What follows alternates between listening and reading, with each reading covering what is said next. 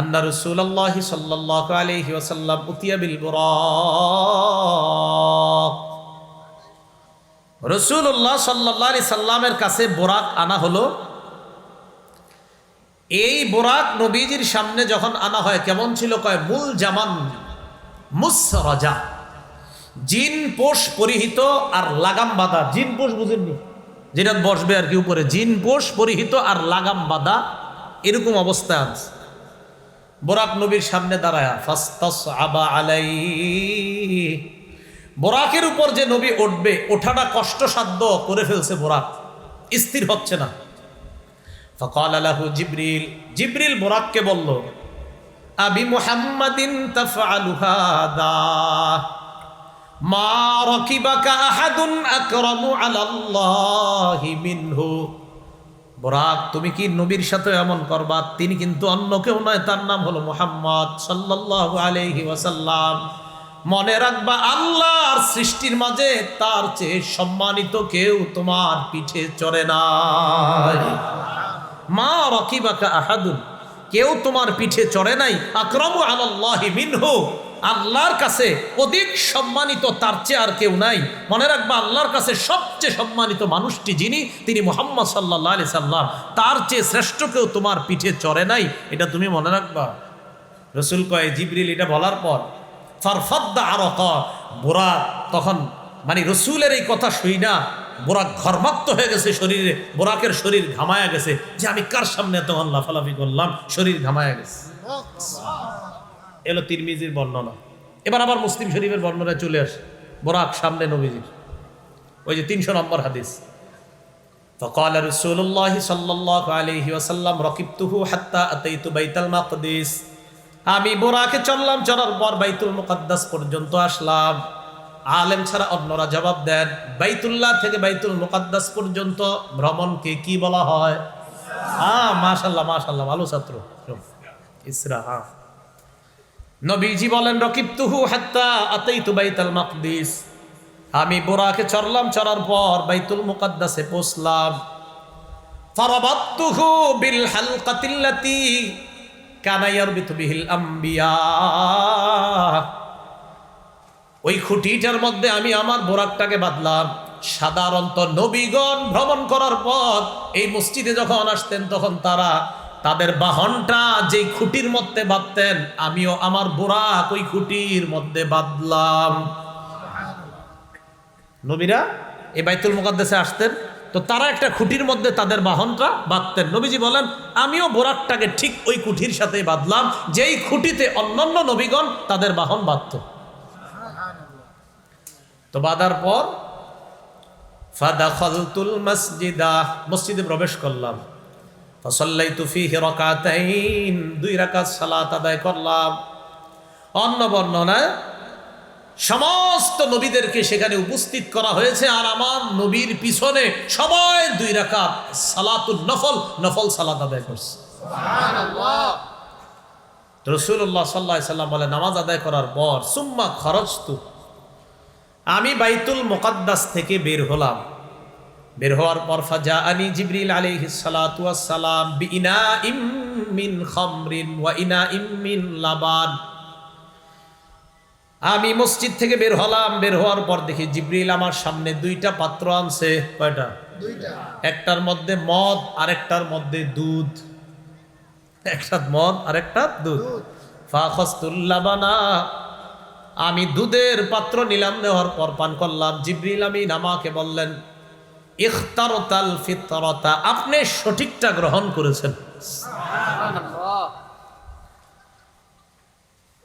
এই বর্ণনায় জানলাম নবীজি সাল্লাল্লাহু আলাইহি সাল্লাম দুধ আর মদের মধ্যে কোনটা গ্রহণ করছেন? দুধ। বুখারীর বর্ণনায় আসছে 349 নম্বর হাদিসে,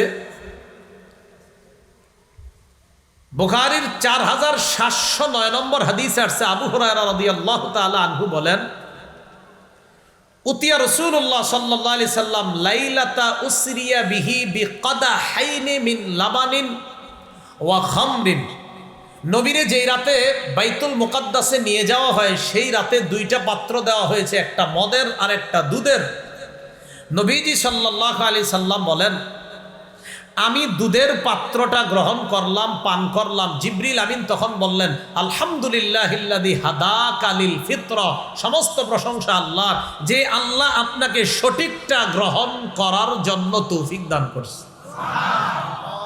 জিবরিল কয়, হাবিব লাউ আখাস্তাল খামর, আপনি যদি দুধ না গ্রহণ করে মদ গ্রহণ করতেন, লাগাওয়াত উম্মাতুকা, আপনার সব উম্মত পথভ্রষ্ট হয়ে যেত।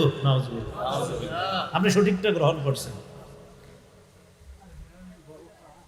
রাসূলুল্লাহ সাল্লাল্লাহু আলাইহি ওয়াসাল্লাম এবার আবার রওনা করলেন। মনে আসেনি? কই আছে? বাইতুল মুকাদ্দাস থেকে বের হলেন।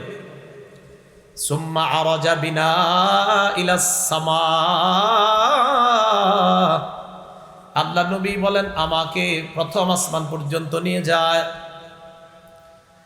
প্রথম আসমানের কাছে যাওয়ার পর ফাস্তাফতাহা জিবরিল, জিবরিল আসমানের দরজা খোলার অনুমতি চায়। জিবরিল দরজা খোলার অনুমতি চায়। বড় ফেরেশতার নাম কি? তো তিনি আবার আরেকজনের কাছে অনুমতি কেন চায়? খুব ভালো করে বুঝবেন। ফেরেশতা আর নবী বলেন, সব মানুষ বলেন, সবার চেয়ে শ্রেষ্ঠ কে? মুহাম্মদ সাল্লাল্লাহু আলাইহি সাল্লাম। তাহলে সবার চেয়ে শ্রেষ্ঠ ফেরেশতা জিবরিল, আবার তার চেয়ে শ্রেষ্ঠ মুহাম্মদ সাল্লাল্লাহু আলাইহি সাল্লাম। এমন এক নবীরই নিয়ে জিবরিল গেছে, যাওয়ার পর জিবরিল অনুমতি চাইতেছে। এই জায়গাটা মনে রাখেন, একটা গুরুত্বপূর্ণ কথা আছে এখানে, যে জিবরিল বড় ফেরেশতা হওয়ার পরেও অনুমতি চাইতেছে। ফাস্তাফতাহা জিবরিল, জিবরিল আসমান খোলার অনুমতি চাইলেন। ফাকিলা, আসমানের দারোগা পক্ষ থেকে বলা হলো, মান হাজা, কে তুমি? ক্বালা জিবরিল, জিবরিল জবাব দেয়, আমি জিবরিল। প্রথম আসমানের দারোগা ফেরেশতার নাম ইসমাইল, কিনা? তো তিনি বললেন, কে? কয় জিবরিল। তো জিবরিল আমিনকে এবার ওই প্রথম আসমানের যিনি দরজা খুলছে তিনি বলতেছে, ওয়ামান মাআকা, আপনার সাথে কে? ক্বালা মুহাম্মাদুন সাল্লাল্লাহু আলাইহি ওয়াসাল্লাম, আমার সাথে আসমান জমিন এই জগৎ ওই জগৎ যত জগৎ আছে সব জগতে আল্লাহর পরে যিনি শ্রেষ্ঠ তিনি আমার সাথে আছে, মুহাম্মদ সাল্লাল্লাহু আলাইহি ওয়াসাল্লাম। এবার দেখেন কি কয় ফেরেশতা, কদ বুইসা ইলাইহি, আপনারা কি তাকে আনতে বলা হয়েছে? দেখেন কি কয়, আপনাকে কি বলা হয়েছে তাকে আনতে? জিবরিল আমিন জবাব দেয়, বুইসা ইলাইহি, হ্যাঁ তাকে আনার জন্য আমাকে পাঠানো হয়েছে, তাই আমি তাকে নিয়ে এসেছি। ফাফুতিহা লানা, আল্লাহ নবী বলেন, আমাদের জন্য প্রথম আসমানের দরজা খুলে দেওয়া হলো। এবার মূল আলোচনা শুনেন এই জায়গা থেকে। জিবরিল সবচেয়ে বড় ফেরেশতা, আমাদের নবী আল্লাহর পরে সবচেয়ে শ্রেষ্ঠ। এর পরেও দেখেন ভদ্রতা কাকে বলা হয়, যে আমি যত বড় হই না কেন আরেকজনের বাসায় গেলে অনুমতি নিয়ে তার বাসায় প্রবেশ করা, এটা হলো ভদ্রতা। এখান থেকে এটা শিখেছি যে জিবরিল আমিন সবচেয়ে বড় ফেরেশতা, এরপরও ভদ্রতা, অনুমতি চাচ্ছে আমি ঢুকবো। রসুল সবচেয়ে শ্রেষ্ঠ, তার জন্য অনুমতি চাওয়া হচ্ছে। এটা আমাদেরকে আদব শিক্ষা দিচ্ছে। শোনো, তোমরা কোথাও গেলে এটা ভদ্রতা মনে রাখবা, তুমি যত বড় হও আরেকজনের বাসায় গেলা আর তুমি বড় হতে পারো, কিন্তু ভদ্রতা হলো অনুমতি চাওয়া। ঠিক আছে না কথা? এটা অনুমতি চাওয়া। রাসূলুল্লাহ সাল্লাল্লাহু আলাইহি সাল্লাম বলেন, প্রথম আসমানে গেলাম, ফাইদা আনা বি আদম, গিয়ে দেখি আব্বা আদম নবী। ফারহাবা বি ওয়া দাআলি বিখাইর, আদম নবী আমারে স্বাগত জানাইছে, মারহাবান বলে আমারে স্বাগত জানাইছে। আমার ছেলে আসছে, সুবহানাল্লাহ। ওয়া দাআলি বিখাইরিন, আমার জন্য কল্যাণের দোয়া করছে। কিসের দোয়া? কল্যাণের দোয়া করছে। তাহলে মুসলিম শরীফের 300 নম্বর হাদিস শুনতেছি। এই জায়গা থেকে আবার বুখারীর 349 নম্বর হাদিসের একটু অংশ শুনে আস। আমি বললাম জিবরিলকে, মান হাদা, জিবরিল এটাকে? জিবরিল আমিন জবাব দেয়, হাদা আদম, ইনি হলেন আদম। ওয়া হাদিহিল আসবিদাতু আন ইয়ামিনিহি ওয়া আন শিমালিহি নাসামু বানি, আদম নবীর ডানে এবং বামে যাদেরকে আপনি দেখছেন এরা হলো আদম নবীর সন্তান। একবার ডানে তাকায়, একবার বামে তাকায় আদম নবী। তো দেখে ডানে অনেক মানুষ দেখা যায়, বামে অনেক মানুষ দেখা যায়।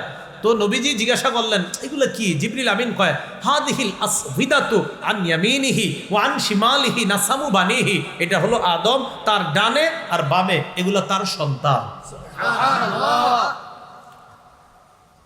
তো এবার জিবরিল আমিন নবীজিকে বলে ফাআহলুল ইয়ামিনি মিনহুম আহলুল জান্নাহ, আদম নবীর ডান পাশে যারা তারা হলো জান্নাতি, তারা ওয়াল আসবিদাতুল্লাতি আন শিমালিহি আহলুন নার, আদম নবীর বাম পাশে যাদেরকে দেখতেছে এরা হলো জাহান্নামী। ফাইদা নাযরা, আদম নবী যখন ডান পাশে তাকায় দহিকা হাসে, সুবহানাল্লাহ। ওয়া ইযা নাযরা কিবালা শিমালিহি বাকা, আদম নবী যখন বাম পাশে তাকায় কান্না করে। ডান পাশে তাকাইলে হাসে, আমার এই সন্তানগুলা জান্নাতি, বাম পাশে তাকাইলে কান্না করে, আহারে এগুলা জাহান্নামী। আল্লাহ আমাদেরকে আব্বা জানের ডান পাশে যারা আছে তাদের অন্তর্ভুক্ত বানায় দিন, আমিন। আল্লাহ আমাদের সকলকে আপনি জান্নাতি বানায় দিন, আমিন। রাসূলুল্লাহ সাল্লাল্লাহু আলাইহি সাল্লাম বলেন, আদম আলাইহিস সালাতু ওয়াস সালামের সাথে সাক্ষাৎ করলাম, আবার রওনা করলাম উপরে, প্রথম আসমান শেষ, এবার দ্বিতীয় আসমানে রওনা করলাম। সুম্মা আরাজা বিনা ইলাস সামাইস সানিয়া ফাস্তাফতাহা জিবরিল আলাইহিস সালাতু ওয়াস সালাম, দ্বিতীয় আসমানের কাছে গেলাম, জিবরিল আমিন দ্বিতীয় আসমানের ফেরেশতার কাছে অনুমতি চায়। ফাকিলা মান হাদা, জিজ্ঞাসা করা হলো কে? জিবরিল আমিন জবাব দেয় আমি জিবরিল। কিলা ওয়া মান মাআকা, প্রশ্ন করা হয় আপনার সাথে কে? জিবরিল আমিন জবাব দেয় মুহাম্মাদুন সাল্লাল্লাহু আলাইহি ওয়াসাল্লাম, আমার সাথে মুহাম্মদ সাল্লাল্লাহু আলাইহি ওয়াসাল্লাম। প্রশ্ন করা হয় ওয়া কদ বুইসা ইলাইহি, তাকে আনার জন্য কি আপনাকে পাঠানো হয়েছে? জিবরিল আমিন জবাব দেয় বুইসা ইলাইহি, হ্যাঁ পাঠানো হয়েছে। ফাফুতিহা লানা, দ্বিতীয় আসমানের দরজাটা খুলে দেওয়া হয়। আমি দ্বিতীয় আসমানে গেলাম, যাওয়ার পর ফাইদা আনা বিইবনাইল খালা, আমি এমন দুইজনের সাথে সাক্ষাৎ করলাম, এমন দুইজনকে দেখলাম যেই দুইজন সম্পর্কে খালাতো ভাই। কি ভাই সম্পর্কে? খালাতো ভাই। একজন হলেন ঈসা ইবনে মারইয়াম, একজন হলেন মারইয়ামের সন্তান ঈসা, আরেকজন হলেন ইয়াহইয়া ইবনে জাকারিয়া, জাকারিয়া নবীর সন্তান ইয়াহইয়া। আমি দ্বিতীয় আসমানে খালাতো ভাই সম্পর্কে দুই ভাইয়ের সাথে সাক্ষাৎ হলো, একজন হলেন ঈসা আর একজন ইয়াহইয়া। এই দুই নবীর সাথে দ্বিতীয় আসমানে আমার দেখা হয়ে গেছে, সুবহানাল্লাহ। ফারহাবা ওয়া দাআওয়ালি বিখাইর, দুই নবী আমারে স্বাগত জানাইছে, মারহাবা বলছে, আমার জন্য এই দুই নবী কল্যাণের দোয়া করছে। নবীজি বলেন সুম্মা আরাজা বিনা ইলাস সামাইস সালিসা, তিন নাম্বার আসমানে গেলাম। ফাস্তাফতাহা জিবরিল, তিন নাম্বার আসমানে ঢোকার অনুমতি চাইলেন। ফাকিলা মান হাদা, প্রশ্ন করা হয় কে? জিবরিল আমিন জবাব দেয় আমি জিবরিল। ওয়া মান মাআকা, আপনার সাথে কে? জিবরিল আমিন জবাব দেয় মুহাম্মাদুন সাল্লাল্লাহু আলাইহি ওয়াসাল্লাম, আমার সাথে মুহাম্মদ সাল্লাল্লাহু আলাইহি ওয়াসাল্লাম। একই প্রশ্ন করা হয় কদ বুইসা ইলাইহি, তাকে আনার জন্য কি আপনাকে পাঠানো হয়েছে? জিবরিল আমিন জবাব দেয় বুইসা ইলাইহি, হ্যাঁ তাকে আনার জন্য আমাকে পাঠানো হয়েছে। ফাফুতিহা লানা, তৃতীয় আসমানের দরজা খুলে দেওয়া হয়। তিন নাম্বার আসমানে গেলাম, যাওয়ার পর ফাইদা আনা বিইউসুফ আলাইহিস সালাতু ওয়াস সালাম, ফাইদা হুয়া কদ উতিয়া শাতরাল হাসান, হঠাৎ আমার সাক্ষাৎ হয়ে যায় ইউসুফ নবীর সাথে। তাকায় দেখলাম সৃষ্টির অর্ধেক সৌন্দর্য ইউসুফ নবীরে দেওয়া হয়েছে, সুবহানাল্লাহ। ইউসুফ নবীরে তাকায় দেখি সৃষ্টির অর্ধেক সৌন্দর্য ইউসুফ নবীরে দেওয়া হয়েছে, সুবহানাল্লাহ। আমগো নবী কেমন সুন্দর, এটা না কইলে তো আমার আবার খারাপ লাগবে। আমগো নবীটা দুটো কওয়া দরকার। আমাদের নবীজি কেমন সুন্দর, সহিহ বুখারীর হাদিস থেকে জানি, সহিহ বুখারীর বর্ণনা 3552 নম্বর হাদিস। বারা ইবনে আযিব রাদিয়াল্লাহু তাআলা আনহুর বর্ণনা, তাকে জিজ্ঞাসা করা হলো আকানা ওয়াজহু রাসূলিল্লাহ সাল্লাল্লাহু আলাইহি সাল্লাম মিসলা সাইফ, রাসূলুল্লাহ সাল্লাল্লাহু আলাইহি সাল্লামের চেহারা মোবারকটা কি তরবারির মতো সুন্দর ছিল? তখন বারা ইবনে আযিব জবাব দিলেন লা বাল মিসলাল কমার, না না বরং চাঁদের মতো সুন্দর ছিল, সুবহানাল্লাহ।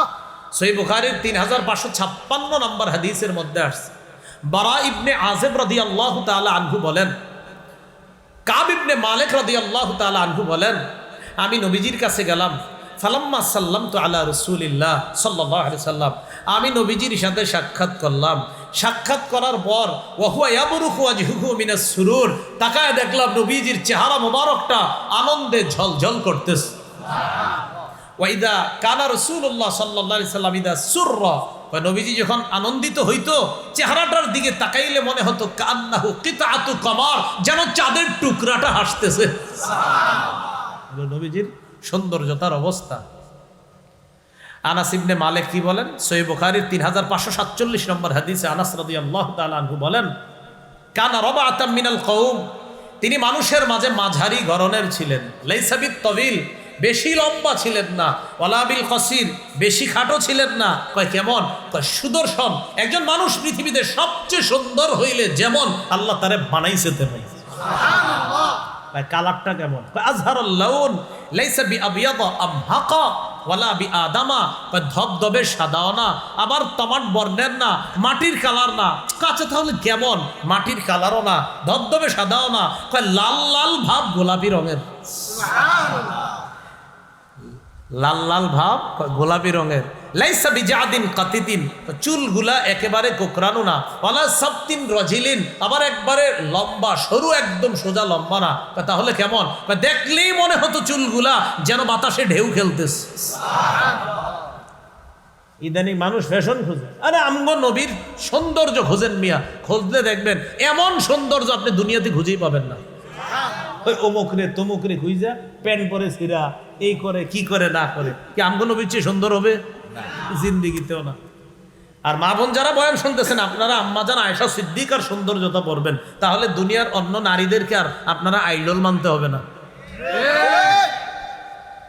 রাসূলুল্লাহ সাল্লাল্লাহু আলাইহি সাল্লাম এমন ছিলেন, চুলগুলা কোকড়ানো না, লম্বাও না।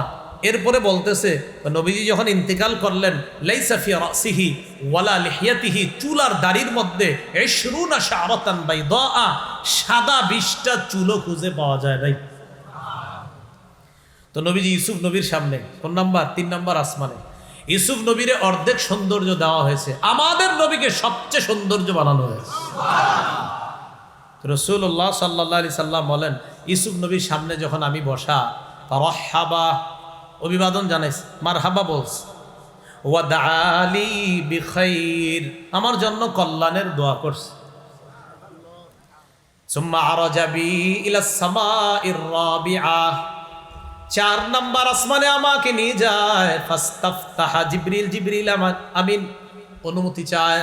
আবার একই প্রশ্ন, কে? আমি জিবরিল। আপনার সাথে কে? মুহাম্মদ সাল্লাল্লাহু আলাইহি সাল্লাম। ওনাকে আনতে আপনাকে পাঠানো হয়েছে? হ্যাঁ, আমাকে পাঠানো হয়েছে তাকে আনার জন্য। চিন্তা করছেন, প্রত্যেকটা আসমানে প্রশ্ন করতেছে, ভদ্রতা শিক্ষা দেওয়া হচ্ছে।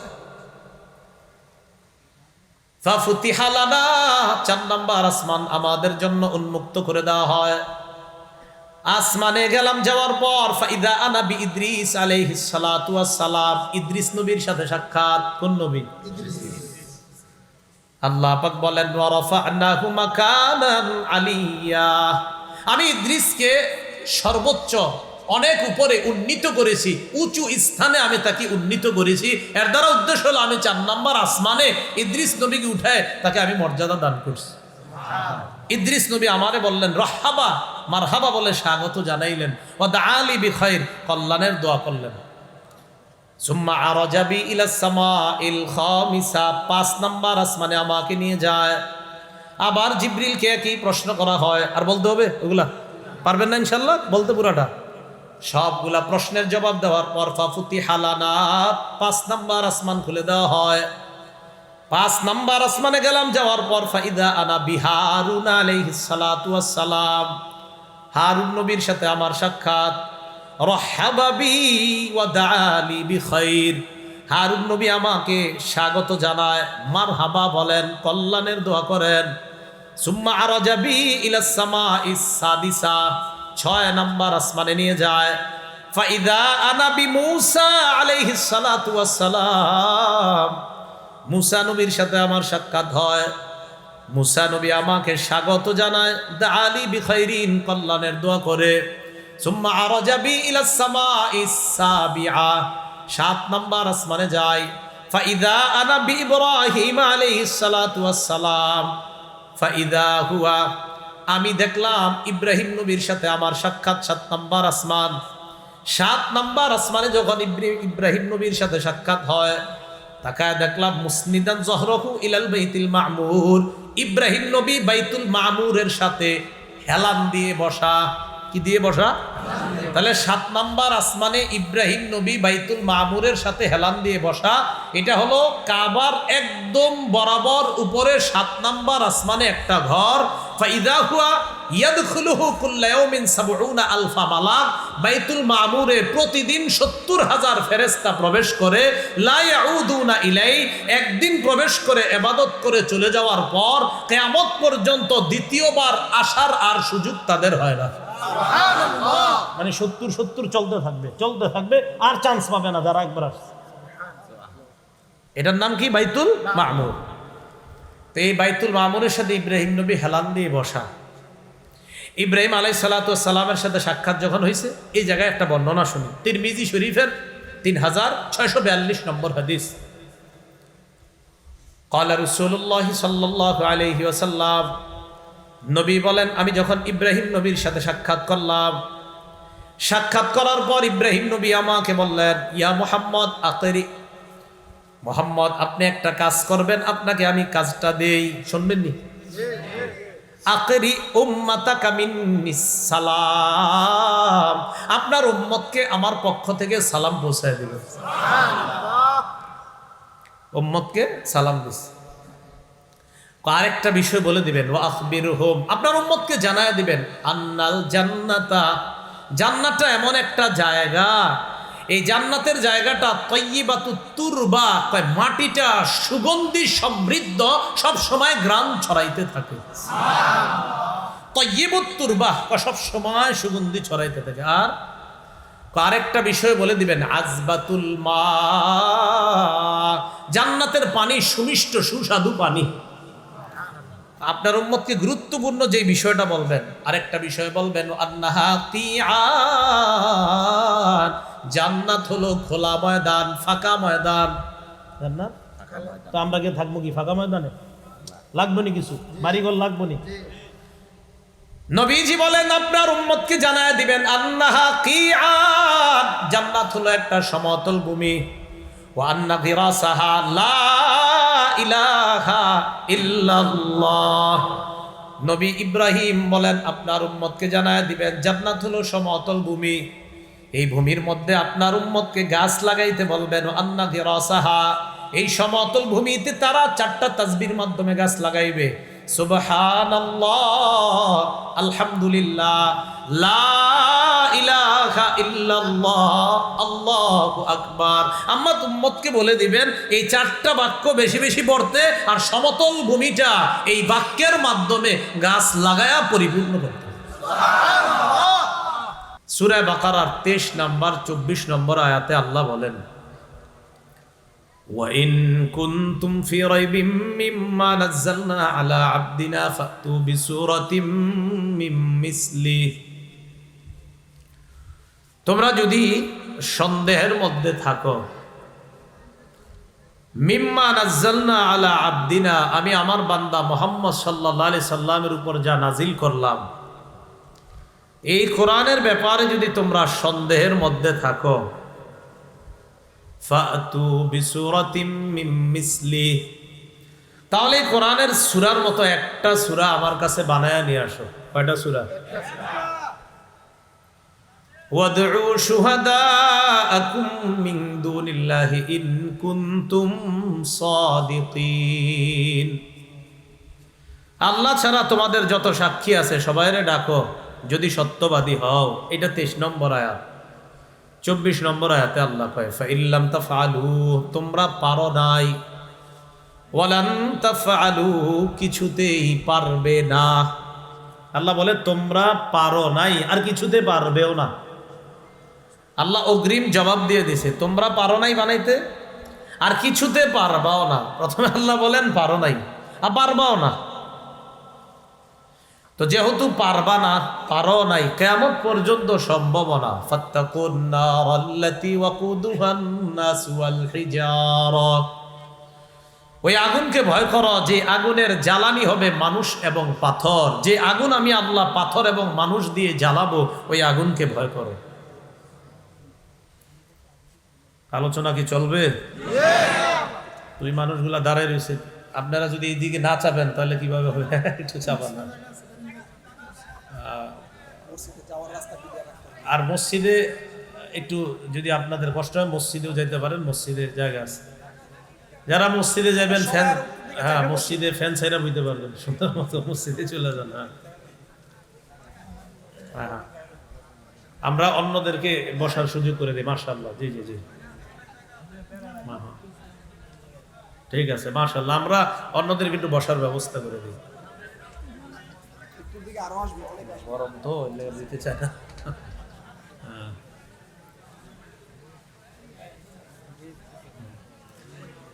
মাহফিলের দু একজন ভলান্টিয়ার ভাই, আপনারা একটু সুন্দর করে সবাইকে বসার ব্যবস্থা করে দেন। বিসমিল্লাহ।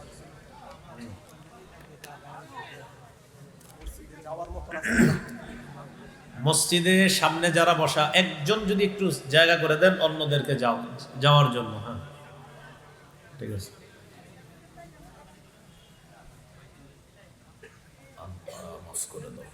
ঠিক আছে, বাস আমরা বসে যাই। আর ভলান্টিয়ার যারা আছেন দু একজন, আপনারা ওই সাইডে দায়িত্ব পালন করে আস্তে আস্তে এক একজনকে বসায় দেওয়ার চেষ্টা করবেন। আল্লাহ আমাদের সকলকে ধৈর্যের সাথে কথাগুলো শোনার তৌফিক দান করেন। হ্যাঁ হ্যাঁ, বলে দেন, এই পাশে দিয়ে দেন। হ্যাঁ,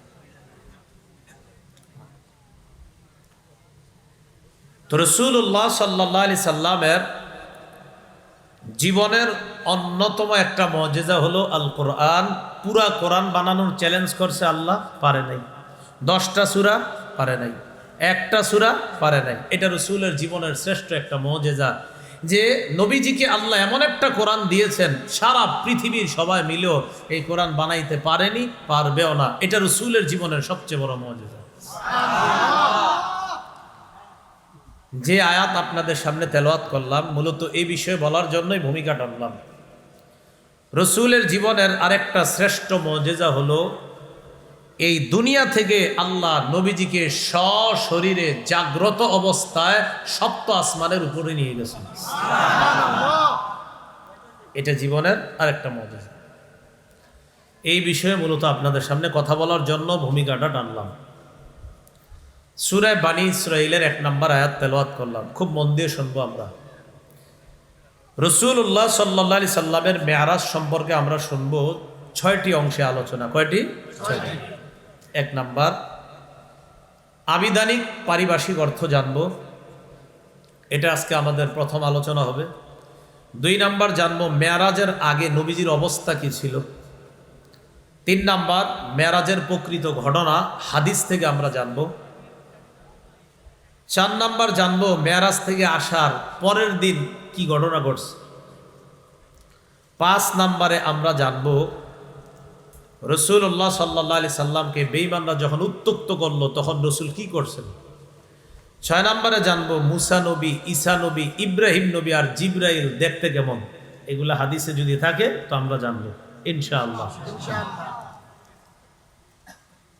প্রথম আমরা যে বিষয়টা জানবো, 2টা আরবি শব্দ আমরা শিখবো আজকে। আমার সাথে বলেন ইসরা, মিরাজ। একটা হলো ইসরা আর একটা হলো মিরাজ। ইসরা আর মিরাজ কাকে বলে? ইসরা এর আবিধানিক অর্থ হলো আস-সাইরু লাইলা, রাতের বেলা ভ্রমণ করা। রাত্রিকালীন ভ্রমণকে বলে ইসরা। রাত্রিকালীন ভ্রমণকে কি বলে? ইসরা। আল ইসরাউ লা ইয়াকুনু ইল্লা বিলাইল, রাত্র ছাড়া ইসরা সম্ভব না।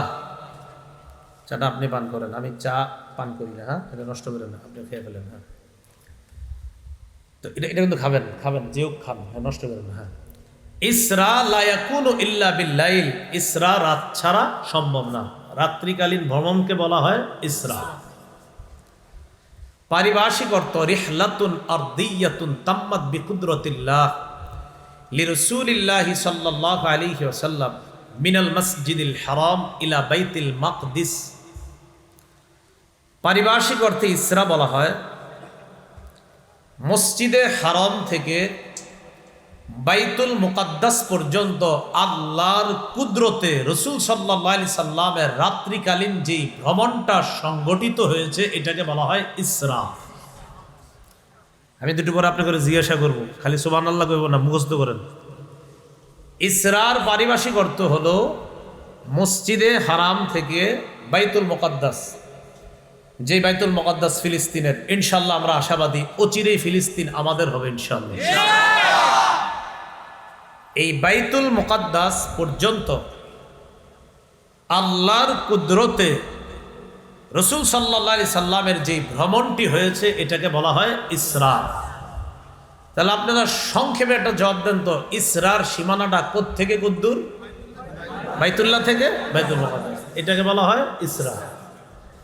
আর মেয়ারাজ কারে বলা হয়? সংক্ষেপে সহজে বুঝবেন, মেয়ারাজ বলা হয় রিহলাতুন সামাওয়িয়াতুন তাম্মাত বিকুদরাতিল্লাহি আযজা ওয়াজাল মিন বাইতুল মাকদিস ইলা সিদরাতিল মুনতাহা সুম্মা ইলা লিকাইল্লাহি আযজা ওয়াজাল।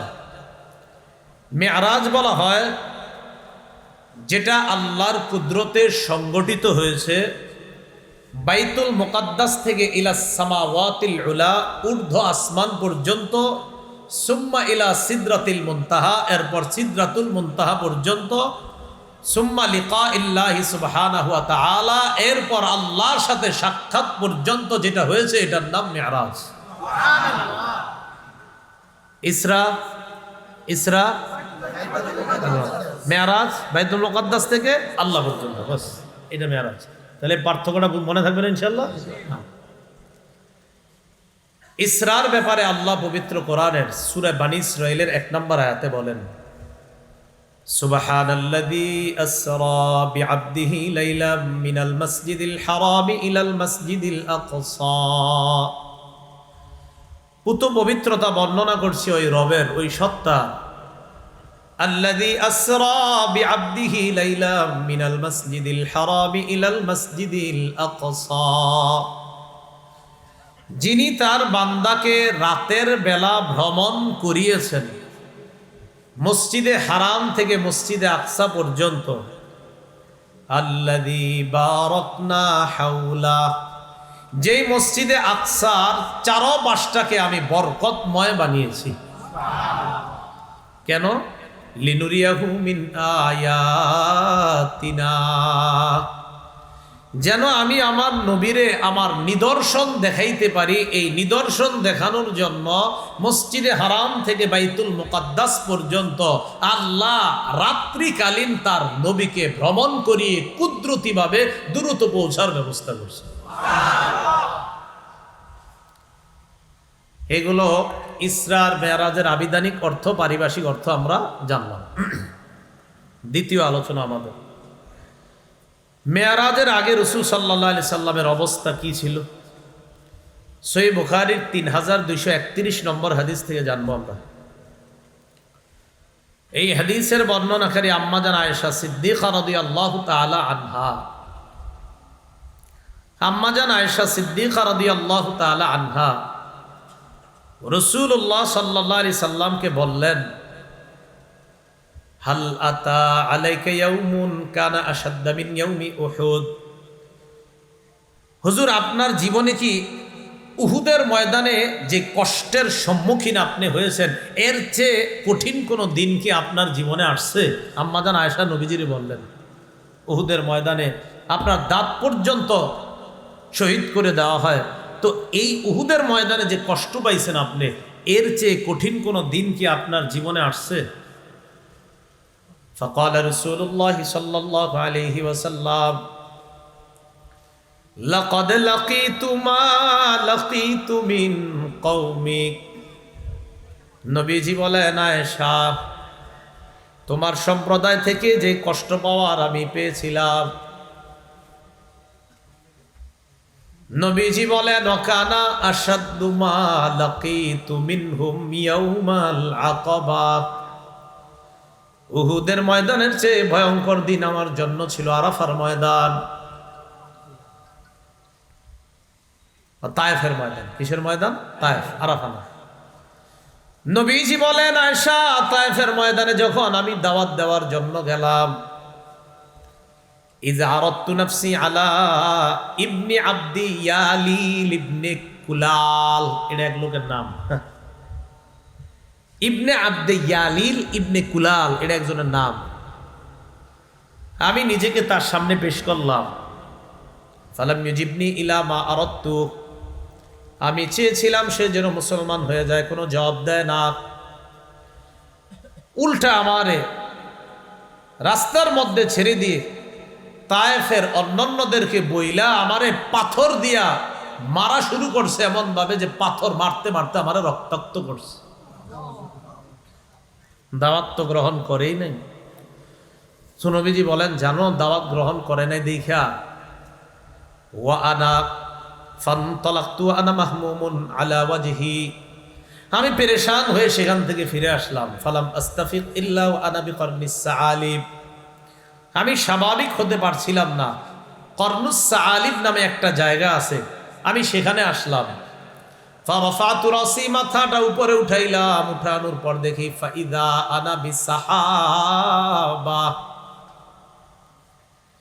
রাসূলুল্লাহ সাল্লাল্লাহু আলাইহি সাল্লাম বলেন, আমি মাথা উঠাইলাম, উঠায়া দেখলাম এক খণ্ড মেঘ, কদ আযাল্লাতনি, ওই মেঘ আমারে ছায়া দিতেছে। ফানাযারতু ফাইদা ফিহা জিবরিল, মেঘের মধ্যে ভালো করে তাকায়া দেখলাম জিবরিল আমিন রে দেখা যায়। কারে? জিবরিল রে দেখা যায়। জিবরিল আমারে দেখা কয়, ইন্নাল্লাহা কদ সামিআ কাওলা কওমিকা লাকা ওয়া রাদ্দু আলাইকা, আপনি যে তাদেরকে দাওয়াত দিছেন, যা যা বলছেন, আর তারা যে আপনার সাথে খারাপ আচরণ করছে, তারা যে আপনার কথার জবাব খুব খারাপভাবে দিয়েছে, কেউ কেউ আপনার সাথে কথাও বলে নাই, কেউ কেউ জবাবও দেয় নাই, মুখ ফিরাইয়া নিছে, আল্লাহ পুরা বিষয়টা লক্ষ্য করছে, আল্লাহ সব শুনছে।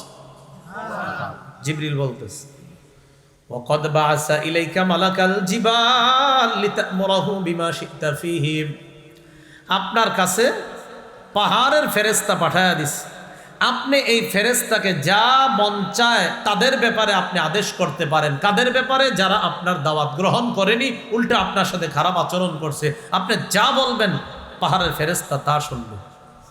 এটা নবীজিরই জিবরিল বললেন। ফানাদানি মালাকুল জিবাল ফাসাল্লামা আলাইয়া, পাহাড়ের ফেরেশতা আমাকে ডাক দিয়ে আমারে সালাম দিস।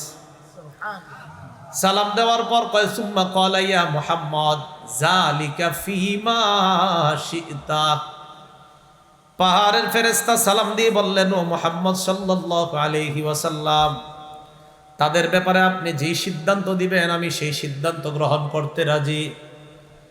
ইন শি'তা নুতবিখু আলাইহিমুল আখবাশাইন, আপনি যদি চান এই দুই পাহাড় চাপা দিয়ে তাদেরকে ধ্বংস করে দিই, আমি আপনার হুকুম পালন করব। নবীজি জবাব দিলেন, বাল আরজু আইয়ুখরিজাল্লাহু মিন আসলাবিহিম মান ইয়া'বুদুল্লাহ ওয়াহদাহু লা ইউশরিকু বিহি শাইআ। নবী বললেন, না না, আমার আশা তারা আমার দাওয়াত গ্রহণ করে নাই, আল্লাহ তাদের ঔরস থেকে এমন সন্তান আসবে তারা গ্রহণ করে নাই, তো কি হয়েছে, তাদের সন্তানরা এক আল্লাহকে এক বলে স্বীকার করবে, এক আল্লাহর তাওহীদ স্বীকার করে শিরিক মুক্ত আল্লাহর ইবাদত করবে, আমার দাওয়াত তারা গ্রহণ করে মুসলমান হয়ে যাবে। তাদেরকে ধ্বংস করো না। পৃথিবীর কোন শাসক পারবে এইভাবে? বলেন, কোন নেতা এইভাবে মাফ করে দিতে পারে? রক্তাক্ত করলো, জুলুম করলো, নির্যাতন করলো, ফেরেশতা কয় শেষ করে দিই, পায় না, এরা গ্রহণ করে না, এদের সন্তান আমার দাওয়াত গ্রহণ করে। রাসূল সাল্লাল্লাহু আলাইহি সাল্লাম খুব কষ্ট পাইছে ওই দিন। আঙ্গুরের বাগানে গেছে, এক কাফের আঙ্গুরের বাগানে গিয়া আল্লাহর কাছে বলতেছে, আল্লাহ ইলামান তাকিলুনি, আপনি আমারে কার কাছে ছেড়ে দিলেন? আল্লাহর বলতেছে, আল্লাহ আমি মনে হয় দুর্বল, তাই তারা আমার কথা গ্রহণ করে না। এই কথাগুলা যখন রাসূলুল্লাহ সাল্লাল্লাহু আলাইহি সাল্লাম বললেন, আল্লাহ কথার মাধ্যমে জবাব না দিয়া কর্মের মাধ্যমে আল্লাহ জবাব দিয়ে দিলেন, জিবরিল যাও, কথার জবাব হবে না, কর্ম দিয়ে জবাব হবে, হাবিবকে দুনিয়া থেকে আসমানে নিয়ে আসো। এই হলো রাসূলের মেরাজে যাওয়ার প্রেক্ষাপট তৈরি হয়ে গেল। রসুল মক্কা থেকে মদিনায় হিজরত করার 1 বছর বা 1.5 বছর আগে মেরাজ হয়েছে, এটা মনে রাখবেন বাস। প্রসিদ্ধ এবং বিশুদ্ধ বর্ণনা অনুযায়ী হিজরতের 1 বছর বা 1.5 বছর আগে, অর্থাৎ মক্কা থেকে মদিনায় যাওয়ার 1 বছর বা, এই বিষয়গুলো লিখে রাখবেন, নোট করে রাখবেন যে মক্কা থেকে মদিনায় হিজরত করবে যখন নবী, এর 1 বছর বা 1.5 বছর আগে রসুলের মেরাজ হয়েছে, এটা বিশুদ্ধ বর্ণনা। তো রসুল সাল্লাল্লাহু আলাইহি সাল্লামকে যখন জিবরিল নিয়ে যাবে, নবীজি সাল্লাল্লাহু আলাইহি সাল্লাম মক্কায় রাতের বেলা ঘরের মধ্যে ঘুমাইতেছে। সুবহানাল্লাহ। সহিহ বুখারীর বর্ণনা 349 নম্বর হাদিস, এত বড় হাদিস, অনেক বড় হাদিস বুখারীর। তবে আমি আপনাদেরকে এখন বুখারীর বর্ণনা, মুসলিম শরীফের বর্ণনা শোনাবো, বাকি আগে বুখারীর বর্ণনাটা শুনে নেন। বুখারীর সামান্য একটু বর্ণনা শুনুন। 349 নম্বর হাদিসের অংশ বিশেষে নবীজি সাল্লাল্লাহু আলাইহি সাল্লামের সাহাবী আনাস বলেন, কানা আবু যাররিন রাদিয়াল্লাহু তাআলা আনহু ইউহাদ্দিস, আবু যার গিফারি রাদিয়াল্লাহু তাআলা আনহু বর্ণনা করেন, আন্না রাসূলুল্লাহ সাল্লাল্লাহু আলাইহি ওয়াসাল্লাম قال ففرج عن سقف بيتي وانا بمكة, আমি মক্কায় রাতের বেলা ঘুমাই, যেই ঘরে ঘুমাই ওই ঘরের ছাদ ফাঁকা করা হয়েছে। হঠাৎ দেখি ছাদ ফাঁকা, কি ঘটনা, কি ছাদ ফাঁকা হইল কা? মুহাদ্দিসিনে কেরাম লেখেন ছাদ ফাঁকা হওয়া কি দরকার, কেন জিবরিল আমিন কি ছাদ ছাড়া আওয়ার জায়গা ছিল না? তো ছাদ দিয়ে কেন আসলো? মুহাদ্দিসিনে কেরাম লেখেন যে ছাদ ফাঁকা করে জিবরিল আজকে আসার অর্থ হলো এই যে নবী যেন প্রথমেই বুঝতে পারে আজকে অন্যরকম কিছু ঘটতে যাইতেছে, তাই জিবরাইল অন্য জায়গা দিয়ে না এসে আজকে ছাদ দিয়ে আসছে। সুবহানাল্লাহ। নবী বুঝতে পারে যে আলাদা কিছু ঘটবে আজকে। কি ঘটবে? যে এখন ছাদ ফাঁকা হয়েছে, একটু পরে আসমান ফাঁকা হয়ে আপনি যাবেন। আসমান তো আর ফাঁকা হবে না, আসমানের দরজা খোলা হবে। দেখেন আসতেছে বর্ণনা আমাদের। রাসূল সাল্লাল্লাহু আলাইহি সাল্লাম বলেন, আমি দেখলাম ছাদ, মানে আমি ঘরে শোয়া মক্কায়, তো ছাদ ফাঁকা হলো। ফানাজালা জিবরিল, জিবরিল ওই ছাদের যে ফাঁকাটা ওই দিক দিয়ে নামছে। নামার পর ফাফারাজা সদরি, এখানে একটু বর্ণনা আছে, আমার ঘর থেকে ঘুম থেকে উঠাইছি, উঠায় বাইরে নিয়ে গেছে, নিয়ে যায় কাবা চত্বরে হাতিমে কাবার পাশে আমারে বসাইছে। ফাফারজা সদরি, আমার বুকটা ছিদ্র করছে, আমার বক্ষ বিদীর্ণ করছে, করার পর ফাগসালাহু বিমাই জমজম, জমজমের পানি দিয়ে আমার বুকটা ধুইছে। সুবহানাল্লাহ। জমজমের পানি পান করেননি? হাজী সাহেবরা কিছু আনলে এটা বেশি নেবেন, কোনটা? জমজমের পানি। সবাই খালি কয় কি আনছো? পানি খেজুর দিলে খুশি হয় না, এটা দিলে বেশি খুশি হইবেন। জমজমের পানি যেই দিবে নিয়ে নেবেন, এটা বরকতি। সব সময় চেষ্টা করবেন একটু একটু মিশায় মিশায় প্রতিদিন জমজমের পানি খাবেন। তো রাসূলুল্লাহ সাল্লাল্লাহু আলাইহি সাল্লাম তিনি বলেন, বুক ছিদ্র করার পর জমজমের পানি দিয়ে পুরাটা ওয়াশ করছে, করার পর সুম্মা জাআ বি তাসতিম মিন যাহাবিন মুমতালিইন হিকমাতাও ওয়া ঈমানা, এরপর স্বর্ণের একটা পাত্র আনা হলো, স্বর্ণের পাত্রের মধ্যে ঈমান আর হিকমতে ভরা। সুবহানাল্লাহ। কইবেন হুজুর এটা দেখতে কেমন? এই জাতীয় প্রশ্ন করেন না। জ্বর মাপা যেহেতু যায় ওইটাও মাপা যাবে। জ্বর মাপে না? দেখিনি। জ্বরটা কি দেখা যায়? কিন্তু এরপরে বিশ্বাস করি 102 103, ঠিক না? এখন কইবেন ঈমান হিকমত কেমন? আল্লাহর নবী দেখছে যেমন। ঈমান আর হিকমতে পরিপূর্ণ স্বর্ণের একটা পাত্র আনছে, আনার পর নবীজি বলেন, ওই যে জমজমের পানি দ্বারা ধৌত করার পর ফাআফরাগাহু ফি সদরি, ঈমান আর হিকমতটা আমার ওই বুকের মধ্যে রেখে দিছে। সুবহানাল্লাহ। সুম্মা আতবাকা, এরপর বুকটা আবার লাগায় দিছে। ডাক্তাররা ওপেন হার্ট সার্জারির গবেষণা কোত্থেকে পেয়েছে? এখান থেকে। সুবহানাল্লাহ। এবার আমরা মেরাজের পুরা ঘটনাটা শুনবো মুসলিম শরীফের 300 নম্বর হাদিস থেকে। মুসলিম শরীফের 300 নম্বর, এই 300 নম্বরটা আপনাদের পকেটের মোবাইলের সিরিয়াল অনুযায়ী, আর আমগো মাদ্রাসার পাঠ্যপুস্তক অনুসারে 162 নম্বর হাদিস মুসলিম শরীফের। বড় টেনশন, আপনি কোনটার নাম্বারও কম লাগে না, মিলায় আবার। এই মুসলিম শরীফের 300 নম্বর হাদিস আর আমার মাদ্রাসার পাঠ্যপুস্তক অনুসারে 162। তবে মনে রাখবেন পুরো হাদিসটার মাঝে মাঝে আমরা অন্য জায়গা থেকেও কিছু হাদিস শুনবো, বাকি 300 নম্বর হাদিসটা হলো আমাদের মূল লম্বা হাদিস। রাসূলুল্লাহ সাল্লাল্লাহু আলাইহি সাল্লাম বলেন, তাহলে মনে রাখবেন, সাদ ফাঁকা হলো, জিবরিল আমিন আসলেন, বুক বিদীর্ণ করলেন, জমজম কূপের পানি দ্বারা ধৌত করলেন, ঈমান আর হিকমত ভিতরে রাখলেন, বুকটা এবার আবার আগের মতো করলেন। এই হলো নবীজির অবস্থা। এবার নবীজি সাল্লাল্লাহু আলাইহি সাল্লাম বলেন, উতীতু বিল বুরাক, আমার কাছে একটা বুরাক নামে প্রাণী নিয়ে আসা হলো। কি নাম? ওয়া হুয়া দাব্বাতুন আবিয়াদ। বুরাকটার দিকে তাকায় দেখি এটা সাদা একটা প্রাণী, তাবিলুন, লম্বা, ফাওকাল হিমার ওয়া দুনাল বাগ, গাধার চেয়ে একটু বড়, খচ্চরের চেয়ে একটু ছোট, এমন টাইপের একটা প্রাণী, সাদা, লম্বা, যেটা গাধার চেয়ে বড়, খচ্চরের চেয়ে ছোট, এমন একটা প্রাণী যাকে বুরাক বলা হয়, এটা আমার সামনে আনা হলো। আলেম ছাড়া অন্যরা বলেন, প্রাণীটা কার চেয়ে বড়? গাধা। কার চেয়ে ছোট? দেখতে সাদা। বুরাক কোত্থেকে আসছে? বুরাক এটা বারকুন থেকে আসছে। বারকুন মানে হলো বিদ্যুৎ। বিদ্যুতের গতি যেমন কঠিন গতিতে বিদ্যুৎ চলে, সেখান থেকে বুরাক আসছে। বুরাক বিদ্যুতের চেয়ে আরো দ্রুত গতিতে চলে, এর নাম বুরাক। তো রাসূলুল্লাহ সাল্লাল্লাহু আলাইহি সাল্লাম বলেন, এটা কেমন জানো? ইয়াদউ হাফিরাহু ইনদা মুনতাহা তারফিহি, এটার দৃষ্টির সীমানা যেখানে গিয়ে পড়বে, এক লাফে সেখানে যাবে। সুবহানাল্লাহ। বুরাক। এই ব্যাপারে তিরমিজি শরীফের একটা হাদিস শুনি। মুসলিম শরীফের হাদিস কিন্তু শেষ হয়নি, আমরা আবার আসতেছি। 300 নম্বর হাদিসের একটু অংশ জানলাম, আবার আসতেছি। তিরমিজি শরীফের 3131 মানে 3131 নম্বর হাদিসের বর্ণনা, আনাস রাদিয়াল্লাহু তাআলা আনহুর বর্ণনা। তিনি বলেন, আন্না রাসূলুল্লাহ সাল্লাল্লাহু আলাইহি ওয়াসাল্লাম উতিয়া বিল বুরাক, রাসূলুল্লাহ সাল্লাল্লাহু আলাইহি সাল্লামের কাছে বুরাক আনা হলো।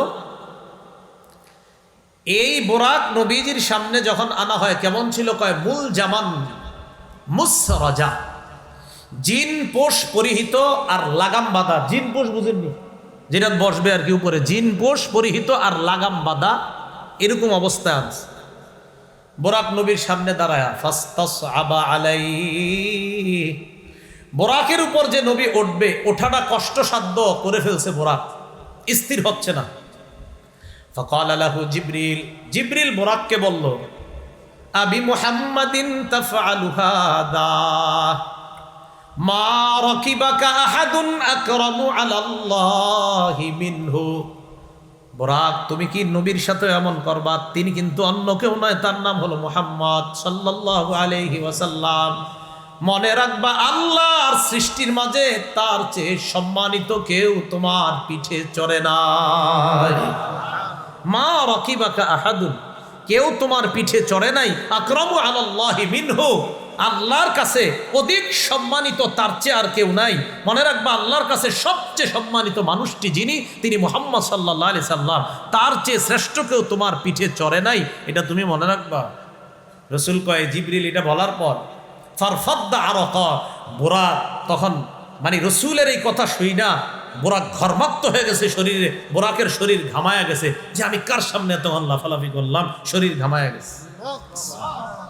এলো তিরমিজির বর্ণনা। এবার আবার মুসলিম শরীফের বর্ণনায় চলে আসে, বুরাক সামনে নবীজির, ওই যে 300 নম্বর হাদিস।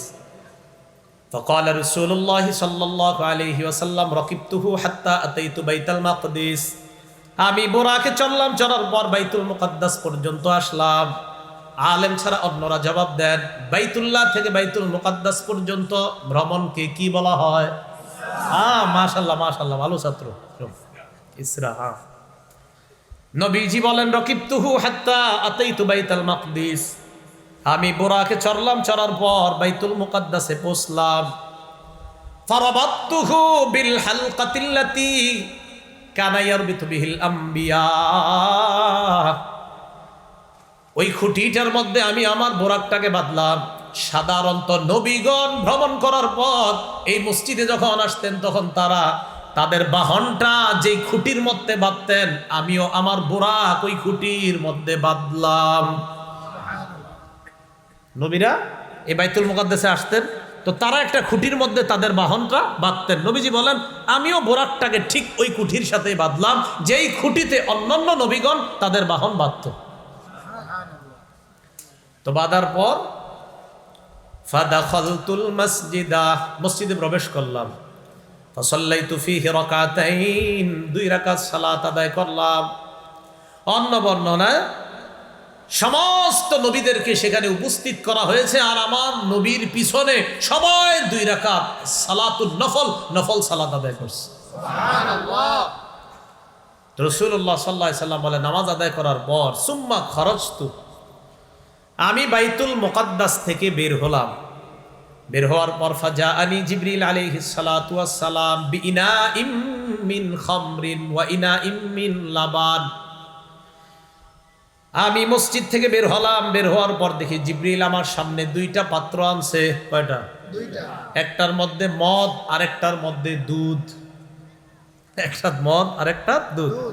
ফাখাসতুল লাবানা, আমি দুধের পাত্র নিলাম, নেওয়ার পর পান করলাম। জিবরিল আমিন আমাকে বললেন ইখতারতাল ফিতরাতা, আপনি সঠিকটা গ্রহণ করেছেন। সুবহানাল্লাহ। এই বর্ণনায় জানলাম নবীজি সাল্লাল্লাহু আলাইহি সাল্লাম দুধ আর মদের মধ্যে কোনটা গ্রহণ করছেন? দুধ। বুখারীর বর্ণনায় আসছে 349 নম্বর হাদিসে, বুখারীর 4709 নম্বর হাদিসে আসছে, আবু হুরায়রা রাদিয়াল্লাহু তাআলা আনহু বলেন উতিয়া রাসূলুল্লাহ সাল্লাল্লাহু আলাইহি সাল্লাম লাইলাতা উসরিয়া বিহি বিকাদাহাইনি মিন লাবানিন ওয়া খামরিন। নবীরে যেই রাতে বাইতুল মুকাদ্দাসে নিয়ে যাওয়া হয় সেই রাতে 2টা পাত্র দেওয়া হয়েছে, একটা মদের আর একটা দুধের।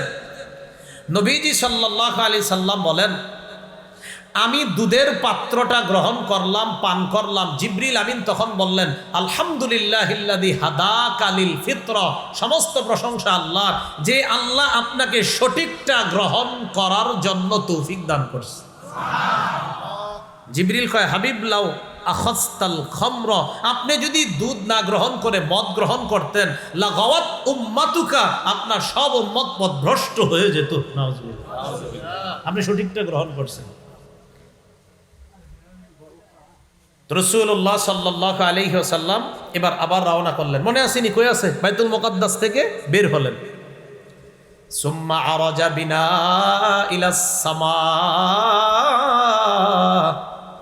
আল্লাহ নবী বলেন আমাকে প্রথম আসমান পর্যন্ত নিয়ে যায়। প্রথম আসমানের কাছে যাওয়ার পর ফাস্তাফতাহা জিবরিল, জিবরিল আসমানের দরজা খোলার অনুমতি চায়। জিবরিল দরজা খোলার অনুমতি চায়। বড় ফেরেশতার নাম কি? তো তিনি আবার আরেকজনের কাছে অনুমতি কেন চায়? খুব ভালো করে বুঝবেন। ফেরেশতা আর নবী বলেন, সব মানুষ বলেন, সবার চেয়ে শ্রেষ্ঠ কে? মুহাম্মদ সাল্লাল্লাহু আলাইহি সাল্লাম। তাহলে সবার চেয়ে শ্রেষ্ঠ ফেরেশতা জিবরিল, আবার তার চেয়ে শ্রেষ্ঠ মুহাম্মদ সাল্লাল্লাহু আলাইহি সাল্লাম। এমন এক নবীরই নিয়ে জিবরিল গেছে, যাওয়ার পর জিবরিল অনুমতি চাইতেছে। এই জায়গাটা মনে রাখেন, একটা গুরুত্বপূর্ণ কথা আছে এখানে, যে জিবরিল বড় ফেরেশতা হওয়ার পরেও অনুমতি চাইতেছে। ফাস্তাফতাহা জিবরিল, জিবরিল আসমান খোলার অনুমতি চাইলেন। ফাকিলা, আসমানের দারোগা পক্ষ থেকে বলা হলো মান হাজা, কে তুমি? ক্বালা জিবরিল, জিবরিল জবাব দেয় আমি জিবরিল। প্রথম আসমানের দারোগা ফেরেশতার নাম ইসমাইল, কিনা? তো তিনি বললেন কে? কয় জিবরিল। তো জিবরিল আমিনকে এবার ওই প্রথম আসমানের যিনি দরজা খুলছে তিনি বলতেছে ওমান মাআকা, আপনার সাথে কে? ক্বালা মুহাম্মাদুন সাল্লাল্লাহু আলাইহি ওয়াসাল্লাম, আমার সাথে আসমান জমিন এই জগৎ ওই জগৎ যত জগৎ আছে সব জগতে আল্লাহর পরে যিনি শ্রেষ্ঠ তিনি আমার সাথে আছে, মুহাম্মদ সাল্লাল্লাহু আলাইহি ওয়াসাল্লাম। এবার দেখেন কি কয় ফেরেশতা, কদ বুইসা ইলাইহি, আপনারা কি তাকে আনতে বলা হয়েছে? দেখেন কি কয়, আপনাকে কি বলা হয়েছে তাকে আনতে? জিবরিল আমিন জবাব দেয় বুইসা ইলাইহি, হ্যাঁ তাকে আনার জন্য আমাকে পাঠানো হয়েছে, তাই আমি তাকে নিয়ে এসেছি। ফাফুতিহা লানা, আল্লাহ নবী বলেন আমাদের জন্য প্রথম আসমানের দরজা খুলে দেওয়া হলো। এবার মূল আলোচনা শুনেন এই জায়গা থেকে। জিবরিল সবচেয়ে বড় ফেরেশতা, আমাদের নবী আল্লাহর পরে সবচেয়ে শ্রেষ্ঠ। এর পরেও দেখেন ভদ্রতা কাকে বলা হয়, যে আমি যত বড় হই না কেন আরেকজনের বাসায় গেলে অনুমতি নিয়ে তার বাসায় প্রবেশ করা, এটা হলো ভদ্রতা। এখান থেকে এটা শিখেছি যে জিবরিল আমিন সবচেয়ে বড় ফেরেশতা, এরপরও ভদ্রতা, অনুমতি চাচ্ছে আমি ঢুকবো। রসুল সবচেয়ে শ্রেষ্ঠ, তার জন্য অনুমতি চাওয়া হচ্ছে। এটা আমাদেরকে আদব শিক্ষা দিচ্ছে। শোনো, তোমরা কোথাও গেলে এটা ভদ্রতা মনে রাখবা। তুমি যত বড় হও, আরেকজনের বাসায় গেলা আর তুমি বড় হতে পারো, কিন্তু ভদ্রতা হলো অনুমতি চাওয়া। ঠিক আছে না কথা? এটা অনুমতি চাওয়া। রাসূলুল্লাহ সাল্লাল্লাহু আলাইহি সাল্লাম বলেন, প্রথম আসমানে গেলাম, ফাইদা আনা বি আদম, গিয়ে দেখি আব্বা আদম নবী। আসমানে ফারহাবা বি ওয়া দাআলি বিখাইর, আদম নবী আমারে স্বাগত জানাইছে, মারহাবান বলে আমারে স্বাগত জানাইছে। আমার ছেলে আসছে, সুবহানাল্লাহ। ওয়া দাআলি বিখাইর, আমার জন্য কল্যাণের দোয়া করছে। কিসের দোয়া? কল্যাণের দোয়া করছে। এলে মুসলিম শরীফের 300 নম্বর হাদিস শুনতেছি। এই জায়গা থেকে আবার বুখারীর 349 নম্বর হাদিসের একটু অংশ শুনে আস। আমি বললাম জিবরিলকে, মান হাদা, জিবরিল এটাকে? জিবরিল আমিন জবাব দেয়, হাদা আদম, ইনি হলেন আদম। ওয়া হাদিহিল আসবিদাতু আন ইয়ামিনিহি ওয়া আন শিমালিহি নাসামু বানি, আদম নবীর ডানে এবং বামে যাদেরকে আপনি দেখছেন এরা হলো আদম নবীর সন্তান। একবার ডানে তাকায়, একবার বামে তাকায় আদম নবী। তো দেখে ডানে অনেক মানুষ দেখা যায়, বামে অনেক মানুষ দেখা যায়। তো নবীজি জিজ্ঞাসা করলেন, এগুলো কি? জিবরিল আমিন কয়, হাদিহিল আসবিদাতু আন ইয়ামিনিহি ওয়া আন শিমালিহি নাসামু বানিহি, এটা হলো আদম, তার ডানে আর বামে এগুলো তার সন্তান। সুবহানাল্লাহ। তো এবার জিবরিল আমিন নবীজিকে বলে, ফাআহলুল ইয়ামিনি মিনহুম আহলুল জান্নাহ, আদম নবীর ডান পাশে যারা, তারা হলো জান্নাতি। তারা ওয়াল আসবিদাতুল্লাতি আন শিমালিহি আহলুন নার, আদম নবীর বাম পাশে যাদেরকে দেখতেছেন এরা হলো জাহান্নামী। ফাইদা নাযরা, আদম নবী যখন ডান পাশে তাকায় দহিকা, হাসে, সুবহানাল্লাহ। ওয়া ইযা নাযারা কিবালা শিমালিহি বাকা, আদম নবী যখন বাম পাশে তাকায় কান্না করে। ডান পাশে তাকাইলে হাসে, আমার এই সন্তানগুলা জান্নাতি, বাম পাশে তাকাইলে কান্না করে, আহারে এগুলা জাহান্নামী। আল্লাহ আমাদেরকে আব্বা জানের ডান পাশে যারা আছে তাদের অন্তর্ভুক্ত বানায় দিন। আমিন। আল্লাহ আমাদের সকলকে আপনি জান্নাতি বানায় দিন। আমিন। রাসূলুল্লাহ সাল্লাল্লাহু আলাইহি সাল্লাম বলেন, আদম আলাইহিস সালাতু ওয়াস সালামের সাথে সাক্ষাৎ করলাম, আবার রওনা করলাম উপরে, প্রথম আসমান শেষ, এবার দ্বিতীয় আসমানে রওনা করলাম। সুম্মা আরাজা বিনা ইলাস সামাইস সানিয়া ফাস্তাফতাহা জিবরিল আলাইহিস সালাতু ওয়াস সালাম, দ্বিতীয় আসমানের কাছে গেলাম। জিবরিল আমিন দ্বিতীয় আসমানের ফেরেশতার কাছে অনুমতি চায়। ফাকিলা মান হাদা, জিজ্ঞাসা করা হলো কে? জিবরিল আমিন জবাব দেয়, আমি জিবরিল। কিলা ওয়া মা মাআকা, প্রশ্ন করা হয় আপনার সাথে কে? জিবরিল আমিন জবাব দেয়, মুহাম্মাদুন সাল্লাল্লাহু আলাইহি ওয়াসাল্লাম, আমার সাথে মুহাম্মদ সাল্লাল্লাহু আলাইহি ওয়াসাল্লাম। প্রশ্ন করা হয়, ওয়া কদ বুইসা ইলাইহি, তাকে আনার জন্য কি আপনাকে পাঠানো হয়েছে? জিবরিল আমিন জবাব দেয়, বুইসা ইলাইহি, হ্যাঁ পাঠানো হয়েছে। ফাফুতিহা লানা, দ্বিতীয় আসমানের দরজাটা খুলে দেওয়া হয়।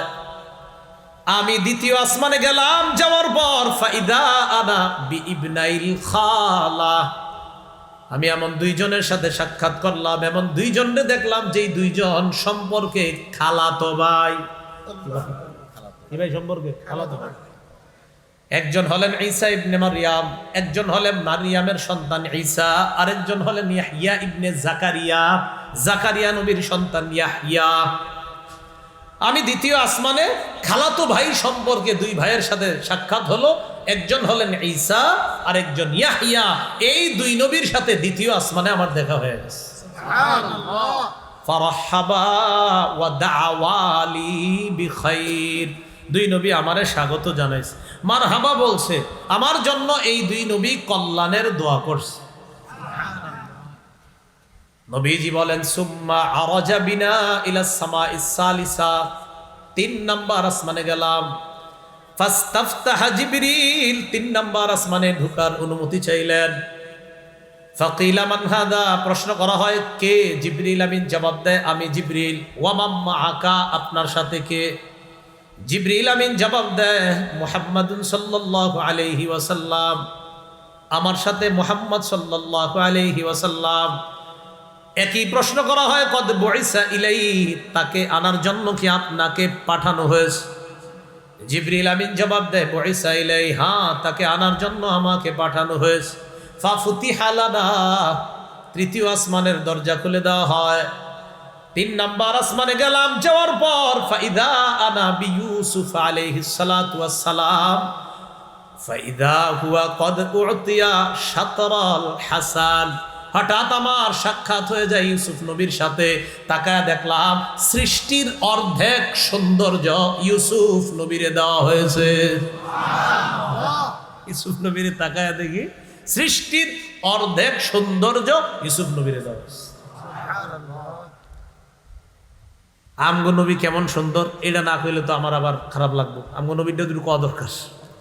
আমাদের নবীজি কেমন সুন্দর,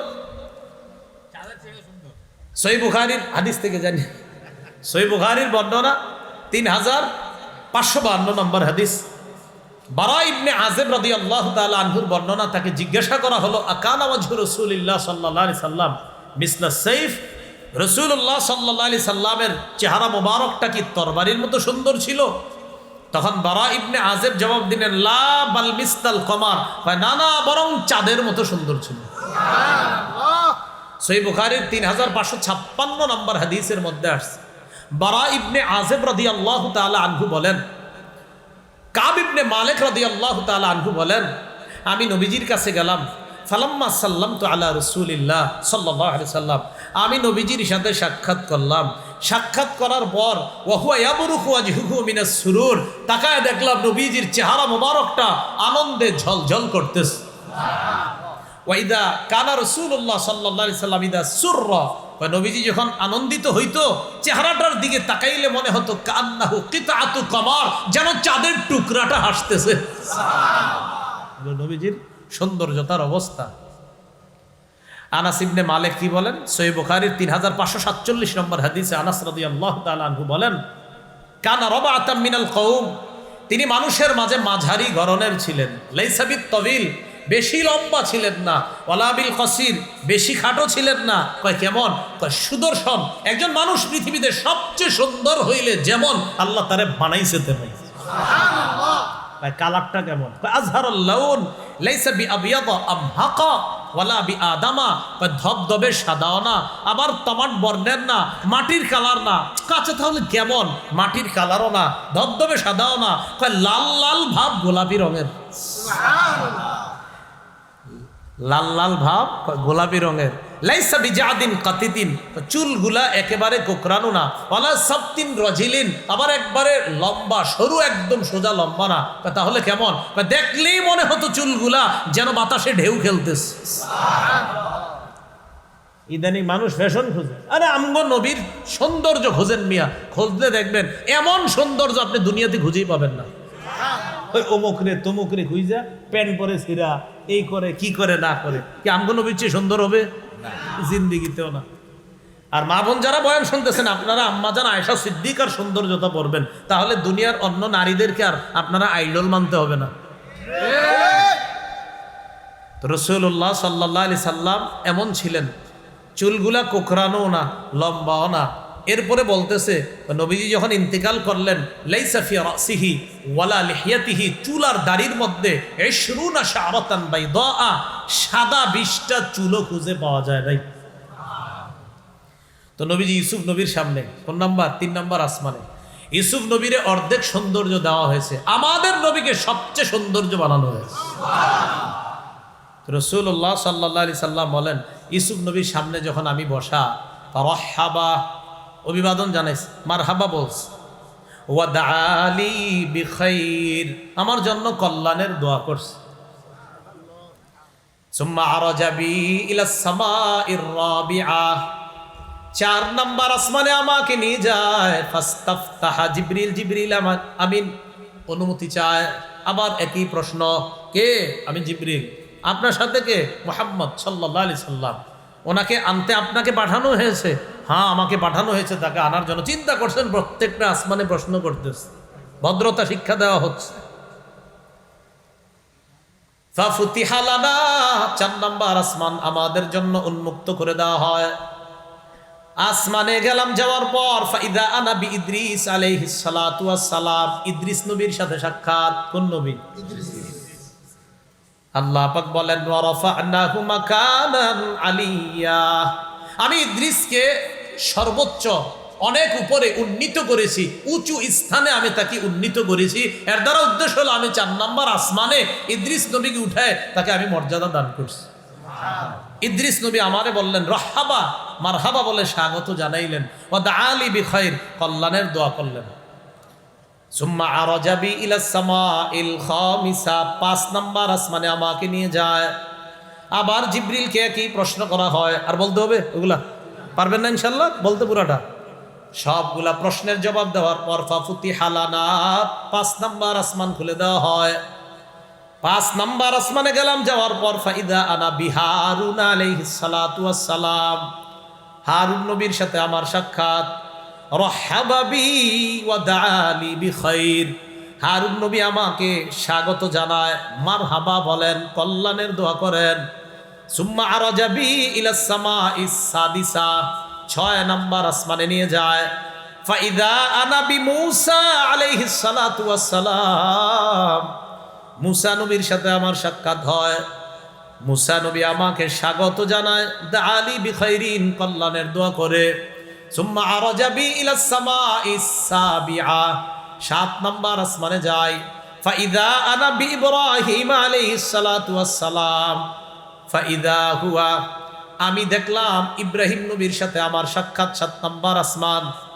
7 নাম্বার আসমানে যখন ইব্রাহিম নবীর সাথে সাক্ষাৎ হয়, তাকায় দেখলাম মুসনিদান জহরহু ইলাল বাইতুল মামুর, ইব্রাহিম নবী বাইতুল মামুরের সাথে হেলান দিয়ে বসা। কি দিয়ে বসা? তাহলে 7 নাম্বার আসমানে ইব্রাহিম নবী বাইতুল মামুরের সাথে হেলান দিয়ে বসা। এটা হলো কাবার একদম বরাবর উপরে 7 নাম্বার আসমানে একটা ঘর। ফাইদা হুয়া ইয়াদখুলুহু কুল্লা ইয়াউমিন ৭০ আলফা মালাক, বাইতুল মামুরে প্রতিদিন ৭০,০০০ ফেরেশতা প্রবেশ করে। লা ইয়াউদুনা ইলাই, একদিন প্রবেশ করে ইবাদত করে চলে যাওয়ার পর কিয়ামত পর্যন্ত দ্বিতীয়বার আসার আর সুযোগ তাদের হয় না। মানে ৭০ চলতে থাকবে আর চান্স পাবে না যারা একবার আসছে। এটার নাম কি? বাইতুল মামুর। তো এই বাইতুল মামুরের সাথে ইব্রাহিম নবী হেলান দিয়ে বসা। ইব্রাহিম আলাইহিস সালাতু ওয়াস সালামের সাথে সাক্ষাৎ যখন হয়েছে, এই জায়গায় একটা বর্ণনা শুনি। তিরমিজি শরীফের 3642 নম্বর হাদিস। ক্বালা রাসূলুল্লাহ সাল্লাল্লাহু আলাইহি ওয়াসাল্লাম, নবী বলেন আমি যখন ইব্রাহিম নবীর সাথে সাক্ষাৎ করলাম, সাক্ষাৎ করার পর ইব্রাহিম নবী আমাকে বললেন, ইয়া মুহাম্মদ আকিরি, মুহাম্মদ আপনি একটা কাজ করবেন, আপনাকে আমি কাজটা দেই, শুনবেন নি?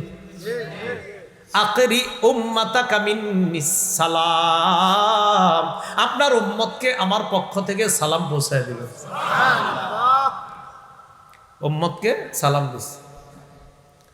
আরেকটা বিষয় বলে দিবেন, ওয়া আখবিরহুম, আপনার উম্মতকে জানায় দিবেন, আন্নাল জান্নাতা, জান্নাতটা এমন একটা জায়গা, এই জান্নাতের জায়গাটা তাইয়্যিবাতুত তুরবা, মাটিটা সুগন্ধি সমৃদ্ধ, সব সময় গ্রাম ছড়াইতে থাকে। সুবহানাল্লাহ, তাইয়্যিবুত তুরবা, সব সময় সুগন্ধি ছড়াইতে থাকে। আর আরেকটা বিষয় বলে দিবেন, আজবাতুল মা,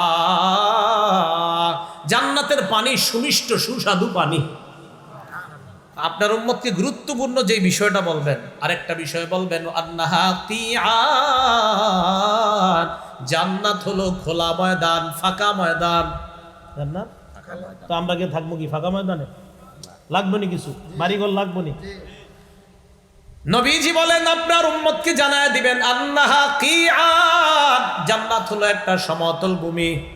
ওয়া আন্না ফিরাসাহা লা ইলাহা ইল্লাল্লাহ, নবী ইব্রাহিম বলেন আপনার উম্মতকে জানায় দিবেন জান্নাত হলো সমতল ভূমি, এই ভূমির মধ্যে আপনার উম্মতকে গাছ লাগাইতে বলবেন। আন্না দিরাসাহা, এই সমতল ভূমিতে তারা 4টা তাসবির মাধ্যমে গাছ লাগাইবে। সুবহানাল্লাহ, আলহামদুলিল্লাহ, লা ইলাহা ইল্লাল্লাহ, আল্লাহু আকবার। আম্মা উম্মতকে বলে দিবেন এই 4টা বাক্য বেশি বেশি পড়তে, আর সমতল ভূমিটা এই বাক্যের মাধ্যমে গাছ লাগায়া পরিপূর্ণ করতে। তাহলে জান্নাত মাটিটা সুগন্ধিযুক্ত আর পানিটা সুমিষ্ট, ময়দানটা খালি। এন্ড এটা সুবহানাল্লাহ, আলহামদুলিল্লাহ, লা ইলাহা ইল্লাল্লাহ, আল্লাহু আকবার, এগুলোর মাধ্যমে এটা সাজাইতে হবে। আল্লাহ আমাদেরকে এই তাসবিহাতগুলা বেশি আদায় করার তৌফিক দান করুন। ইব্রাহিম নবীর সাথে সাক্ষাতের পর আরেকটা বর্ণনা আসছে, ইব্রাহিম আলাইহিস সালাতু ওয়াস সালামের আশেপাশে ছোট ছোট বাচ্চা। জিবরিল আমিনরে বললেন এরা কারা? কয় যারা মারা গেছে এমন অবস্থায় মা বাবা নিয়ত করছিল আলেম বানাবে, হাফেজ বানাবে, বানাইতে পারে না, আগে মারা গেছে। আল্লাহ পাক ইব্রাহিম নবীর ক্লাসে ভর্তি করায় দিয়া ওই আশা আল্লাহ পূরণ করবে। এ হলো 7 নাম্বার আসমান। সুম্মা আরাজা বি ইলা সিদরাতিল মুনতাহা, এরপর আমাকে সিদরাতুল মুনতাহার কাছে নিয়ে যাওয়া হয়।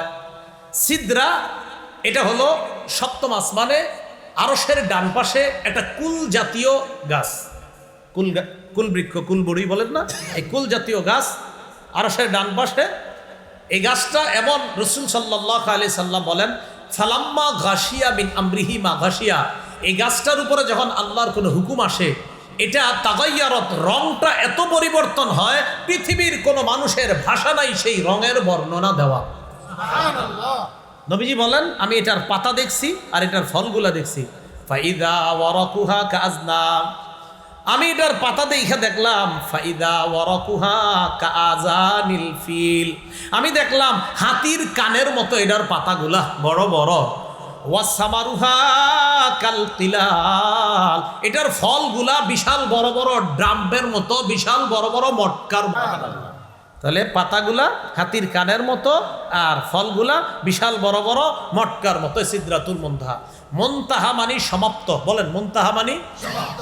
সিদরাতুল মুনতাহা মানে হলো সমস্ত মাখলুকাতের জ্ঞানের সমাপ্তি, যেখানে গিয়ে শেষ। এরপর কি আছে আল্লাহ ভালো জানে। এরপর কি আছে কে জানে? আল্লাহ। এই একটা বর্ণনা। আরেকটা, ফেরেশতারা সিদরাতুল মুনতাহা পর্যন্ত, এতটুক পর্যন্ত তাদের সমাপ্তি। এরপর কি ফেরেশতাদের আর জানা দরকার নাই। ফেরেশতারা সিদরাতুল মুনতাহা পর্যন্ত যেতে পারে, এতটুকু গিয়ে আল্লাহর হুকুম বিধিনিষেধগুলা শোনে। তো মুনতাহা মানে সমাপ্ত। মাখলুকাত যা আছে সবার সমাপ্তি ওখানে শেষ হয়ে যায়। এরপর কি আছে না আছে এটা আল্লাহ ভালো জানেন। এজন্য এটার নাম হলো ঊর্ধ্ব জগৎ, আর নিম্ন জগতের মাঝখানে একটা সমাপ্তি সীমা রেখা, এর জন্য এটার নাম সিদরাতুল মুনতাহা। রাসূলুল্লাহ সাল্লাল্লাহু আলাইহি সাল্লাম বলেন এরপর আমি সেখান থেকে ফিরে আসলাম। সেখানে যাওয়ার পর কি ঘটনা ঘটছে না ঘটছে সাহাবায়ে কেরামের মাঝেও মতভেদ, বাস এতটুকু। সিদরাতুল মুনতাহা গেলাম, সেখানে রবের সাথে সাক্ষাৎ, এই বিষয়ে বর্ণনা। সেখান থেকে যখন ফিরে আসলাম, আসার সময় ফারাজাতু ইলা মুসা, মুসা আলাইহিস সালামের কাছে আসলাম। মুসা নবী আমাকে বলে ঘটনা কি, কি দিছে আপনারে, কিছু দিছেনি? তো রাসূলুল্লাহ সাল্লাল্লাহু আলাইহি সাল্লাম বলেন সিদরাতুল মুনতাহা যখন গেছি, আওহা ইলাইয়া মা আওহা, আল্লাহ আমার প্রতি ওহী যা নাজিল করার তা নাজিল করলেন। আল্লাহ পাক রব্বুল আলামিন ফারাদা আলাইয়া 50 সালাতান ফি কুল্লি ইয়াউমিন ওয়া লাইলা, রাতে দিনে 50 ওয়াক্ত নামাজ ফরজ করছে। সুবহানাল্লাহ। মুসা আলাইহিস সালামের সাথে সাক্ষাৎ।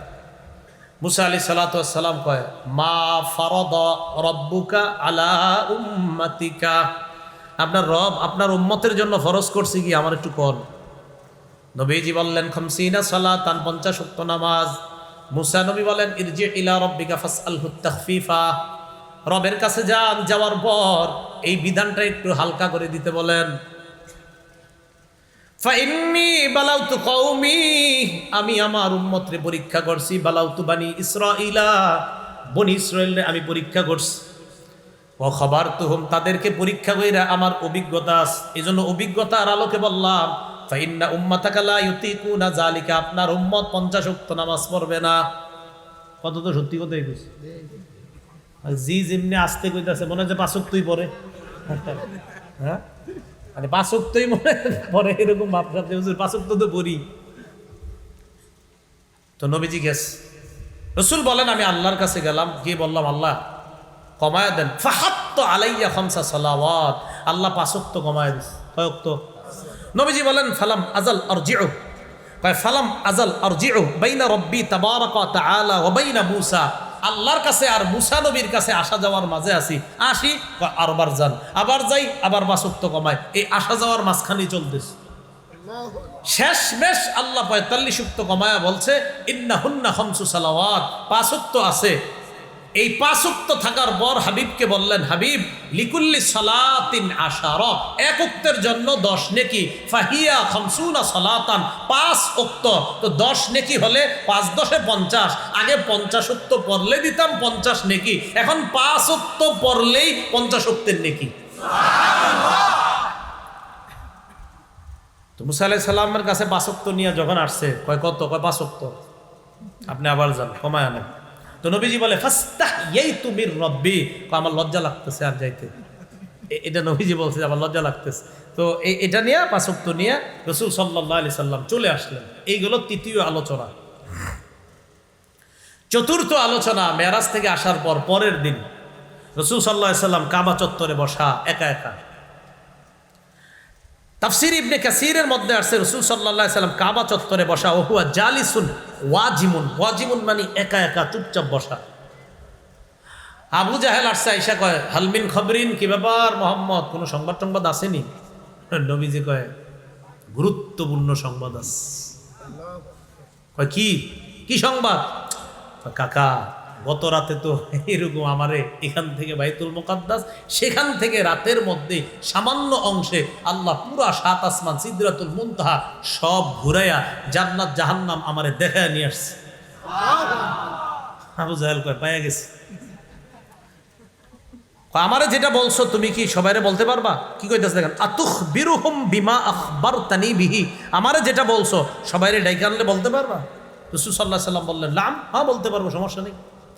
আবু জাহেল ডাকলো, হাইয়া মাশারা কুরাইশ, হে কুরাইশরা আসো আসো। ফাজতামাউ মিন আনদিয়াতিহিম, নেতা যা আছে সবাই আসছে। আসার পর নবীজিকে আবু জাহেল বলল, আখবির কওমাকা বিমা আখবারতানি বিহি, আমারে একা একা সকালে যা বলছো এবার সম্প্রদায়কে সব বলো।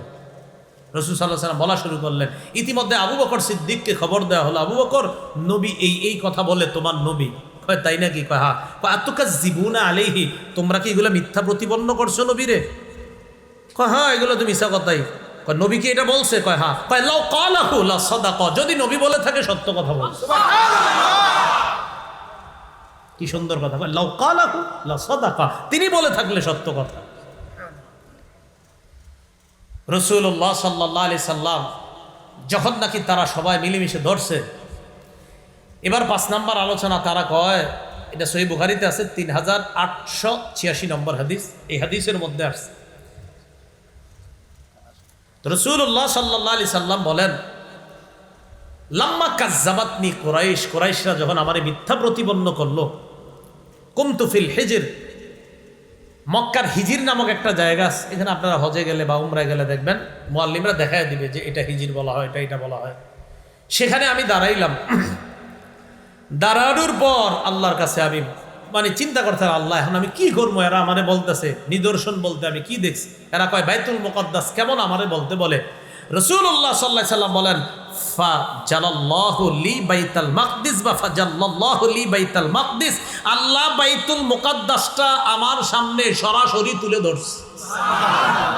ফাতাফিকতু উখবিরুহুম আন আয়াতিহি ওয়া আনা আনজুরু ইলাইহি। দেখেন রাসূল বলেন, আমি দেখে দেখে বাইতুল মুকাদ্দাসের বিবরণ তাদের সামনে তুলে ধরলাম, তাদের সামনে উপস্থাপন করলাম। তো এরপরে আরো ঘটনা আছে। আবু জাহেল বিশ্বাস করে না, আরে এটা জাদু টাদু দেখাইতেছে, এই সেই বলছে।